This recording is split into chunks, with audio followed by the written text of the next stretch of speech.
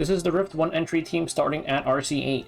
You'll notice that we've dropped Hecate and we're using Frieren now instead. This is because at RC8 you unlock this dimensional form, which increases the attack of mage heroes by 50%. The second part doesn't really matter because Frieren doesn't have a skill 2. But this increased attack turns Frieren into a tactical nuke. She starts doing a ridiculous amount of damage every single turn, and Hecate's damage has always been pretty pitiful. This device, Frieren just starts completely out-damaging her, even factoring in stuff like other characters doing a bit less damage because of less sever. Frieren is going to still be better. And I am RC 10, but I have a few turns left over, which 2 RC levels isn't covering multiple turns worth of damage, really. So this is going to work at RC 8 fine. I've tested all of these devices at this point, and these two are about equivalent when I was doing Hecate, Arunka, Senya.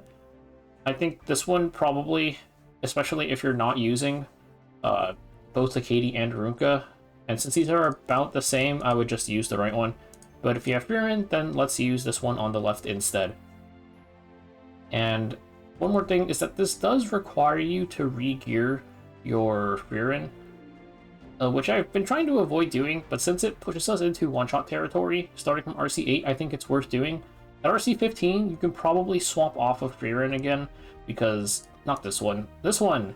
When a Soul Weaver uses a non-attack skill, give everybody greater attack buff for 3 turns.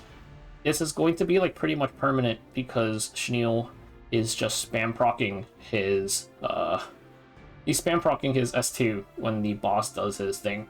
So this should be activating very, very frequently. And you also have like this one, which increases your warrior damage even more. You've got a bunch of device options that I think you don't really need Frieren to one entry at that point. Let's go ahead and take a look at our stats. Let's start off with Frieren. Frieren, Destruction, Torrent. If you don't have Torrent, it's fine. Go whatever, Broken Set, Crit Set.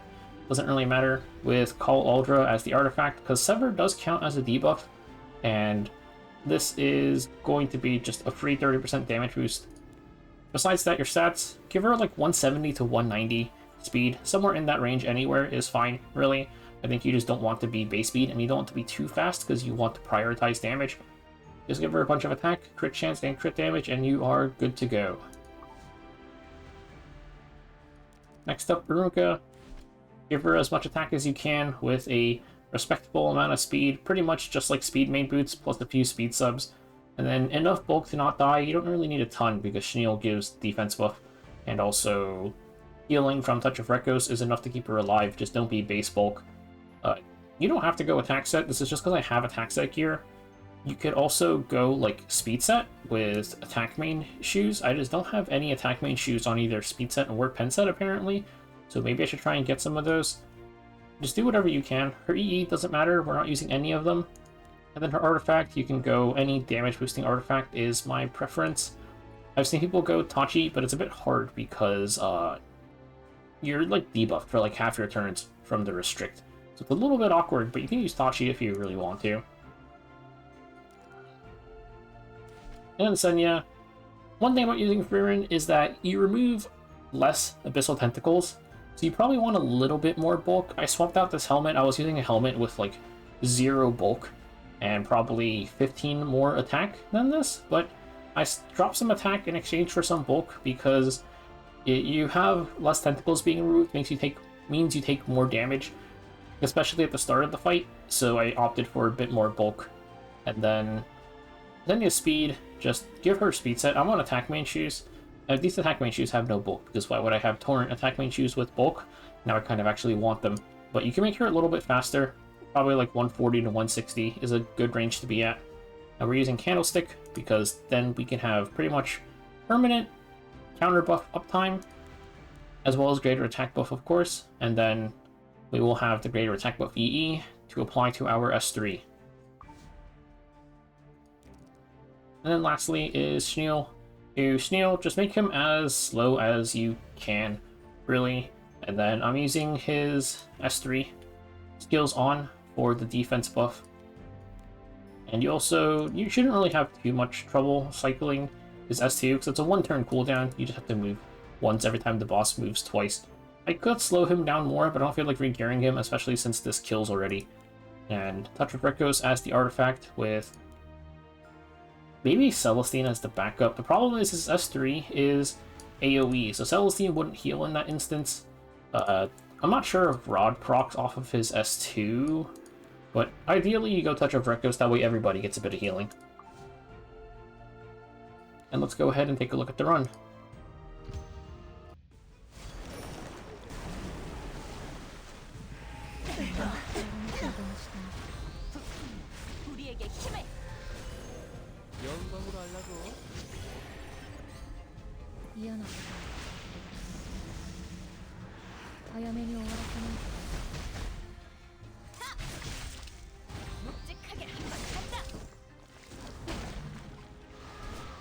심장을 뚫을 때까지 나의 창은 결코 무뎌지지 않습니다. 왕의 이름으로 명하는 문은 닫고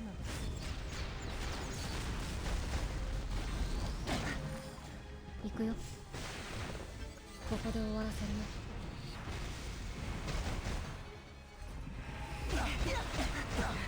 힘내서 가볼까? 슬슬 돌아가야겠어. 서류 작업이 밀렸거든.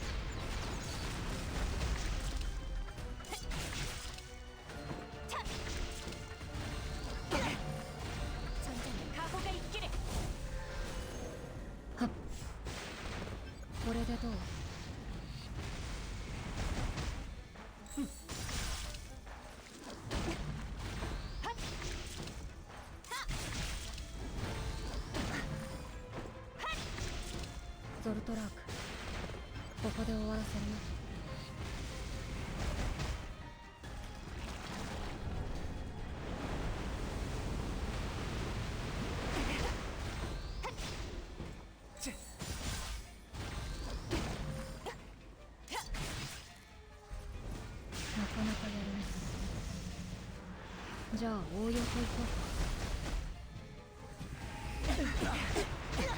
끝나고 갈까?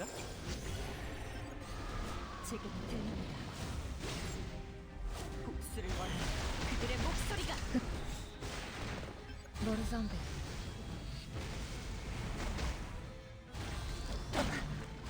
끝까지 간다. 왕자가 끝나나? 와서 앉아보라고.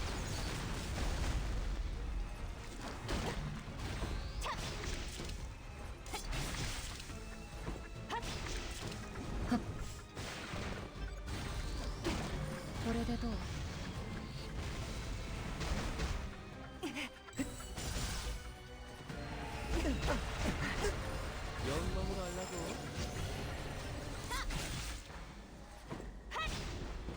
있고요. 우리에게 힘을. ここで終わらせるよ.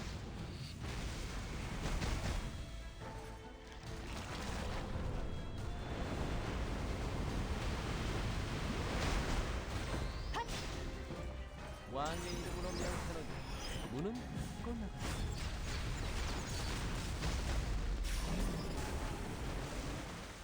I was on a worse RNG run, and we cleared with 3 turns to spare. Arunka wasn't really proccing that much that run, but we still kind of need her just as a tentacle remover.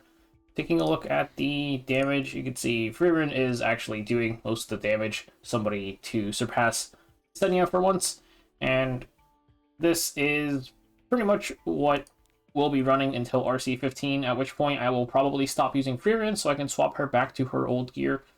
But in the meantime, this will be a very, very nice team for us to run.